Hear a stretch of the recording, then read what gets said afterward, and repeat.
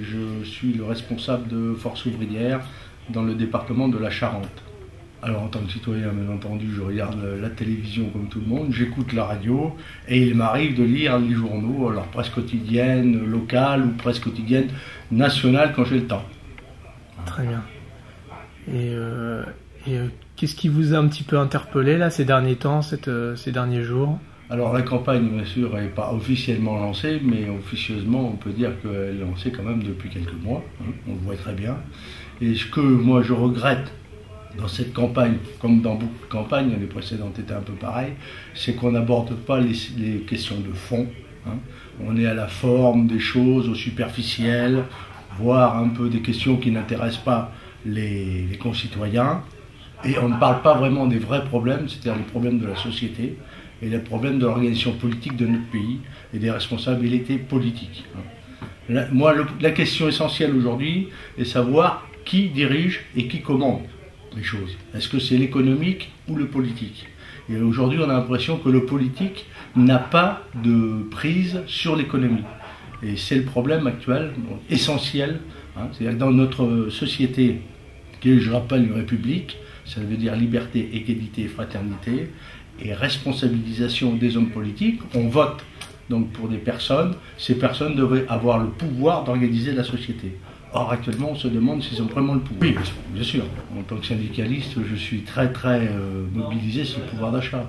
Il est essentiel aujourd'hui, et si on regarde les chiffres, depuis près de 25 ans, les salariés ont perdu beaucoup de pouvoir d'achat dans la répartition des richesses.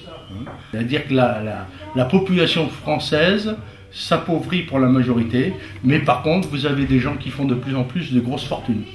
Et il y a donc une fracture sociale qui est de plus en plus importante, que ce soit fracture géographique, fracture sociale entre populations, c'est-à-dire salariés et non salariés. Donc cette fracture sociale, il faudra bien qu'un jour, quelqu'un la réduise.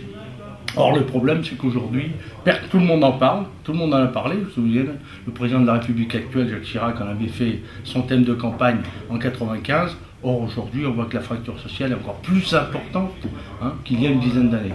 Donc ça nous interpelle beaucoup, nous, surtout militants syndicalistes.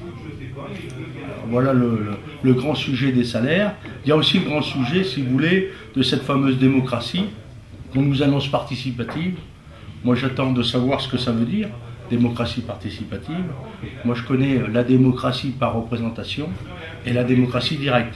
C'est-à-dire, soit les gens, ils décident par eux-mêmes, mais à ce moment-là, ça veut dire que tout le monde s'exprime, ou alors ils font comme actuellement, qui me paraît être la meilleure démocratie, c'est-à-dire par représentation, c'est-à-dire qu'on élit des personnes qui sont censées nous représenter, à condition que ces personnes jouent leur rôle.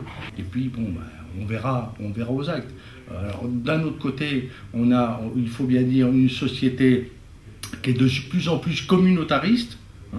On ne parle plus de citoyens français, on parle telle classe sociale, ou alors telle classe religieuse, ou alors telle classe politique. C'est-à-dire qu'on divise les Français, si vous voulez, en plusieurs tranches, suivant que vous êtes fonctionnaire, suivant que vous êtes